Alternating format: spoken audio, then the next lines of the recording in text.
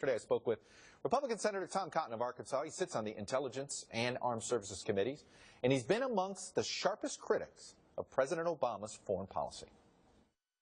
And joining me now is the Republican Senator from Arkansas, Tom Cotton. Senator Cotton, welcome back to Meet the Press. Good morning, Chuck. It's good to be on with you. Happy Independence Day to you and all your viewers. Absolutely. And let me start with this war against ISIS, terrorism, etc.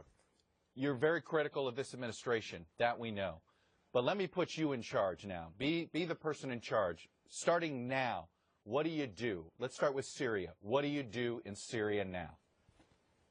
Well, Chuck, I think the first thing we have to do is talk less and act more. The president often presents our problems with the Islamic State as a PR problem or a communications problem.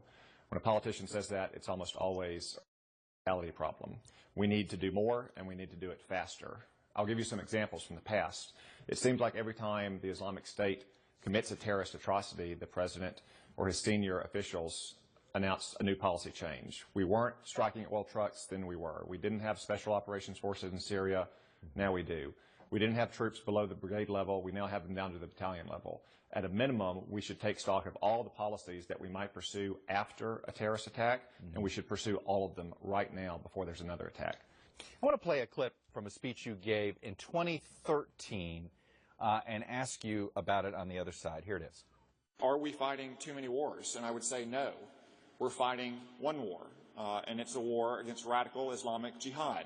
Our national interests can be at stake in the smallest valleys in Afghanistan, where radical Islamic jihadists are plotting just a small cabal, a few dozen, a few $100,000.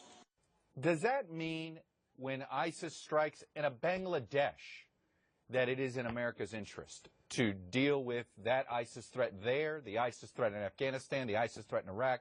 You see my point here. Where does it stop? Where does it end? Well, we have to defeat the Islamic State, Chuck. We can't simply contain it within a small part of Syria. They will continue to launch terror attacks around the world, not just in places like Bangladesh and Turkey, but Western Europe and then in the United States as well. Or they will inspire those kind of attacks. If the Islamic State is losing, if they are defeated in Iraq and Syria, or in Libya, which is maybe their most dangerous and most well-developed cell today, then they won't inspire nearly so many attacks. We're not responsible for the domestic security of every one of our allies, but ultimately the way to stop attacks around the world is to deny terrorists the safe haven they need and to eliminate their leadership from the battle, just like we did with al-Qaeda through much of the last decade. In many ways, what you outlined in foreign policy is the exact opposite of Donald Trump and seems really closer to Hillary Clinton, or Hillary Clinton seems closer to you. How do you explain this? Well, I can assure you that I'm not very close to Hillary Clinton. I think she's disqualified herself from commander-in-chief by her cavalier attitude towards our nation's secrecy laws, and she has been responsible for many of the worst decisions of the Obama administration. She was literally present when we pressed the reset button with Russia, just a few months after Russia had invaded Georgia.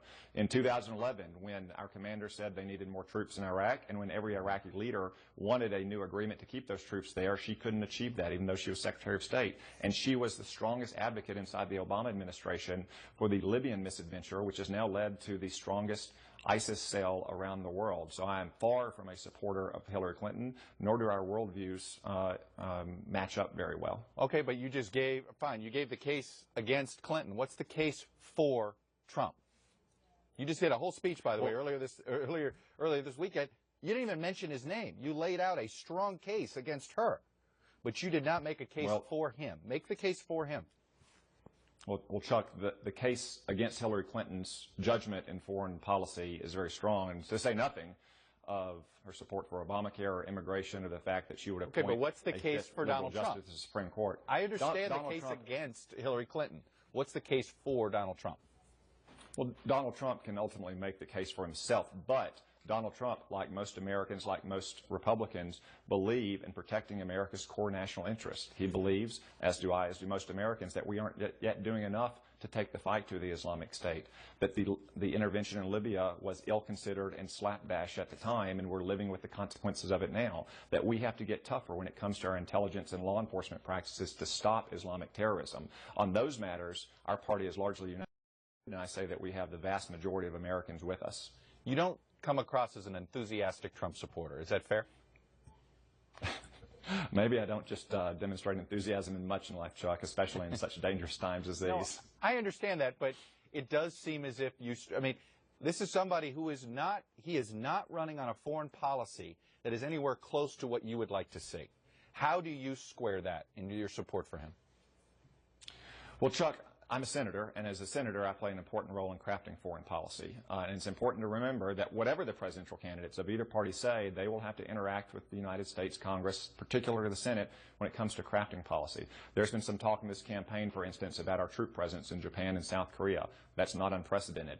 Jimmy Carter proposed when he was president withdrawing all of our troops from South Korea. He was stopped by the United States Congress. We play an important role, and I'm going to continue to play that role, whoever is president. And finally, Hillary Clinton testified for about 3.5 hours, or was subject to an interview by the FBI for about 3.5 hours today. Given what happened with the tarmac incident with former President Clinton, the Attorney General, her deciding not to fully recuse herself, but saying she'll accept whatever recommendation the prosecutors and the FBI makes. Do you have confidence now in the outcome, whatever it is regarding this investigation? Chuck, I have always had confidence in our frontline FBI personnel as well as the FBI leadership. I think the events of the last week, though, do call into question Attorney General Lynch's judgment in taking a private meeting with Bill Clinton, who is not only the spouse of the target of an FBI investigation, but may himself be at the target of an FBI investigation into the activities of the Clinton Foundation. I think it was very unwise of her to take the meeting, very unwise of him to seek the meeting. And since she has not fully recused herself from this decision, I think it raises questions about political interference in this investigation. All right, Senator Tom Cotton, I'm going to leave it there. Senator Cotton, thanks for coming on.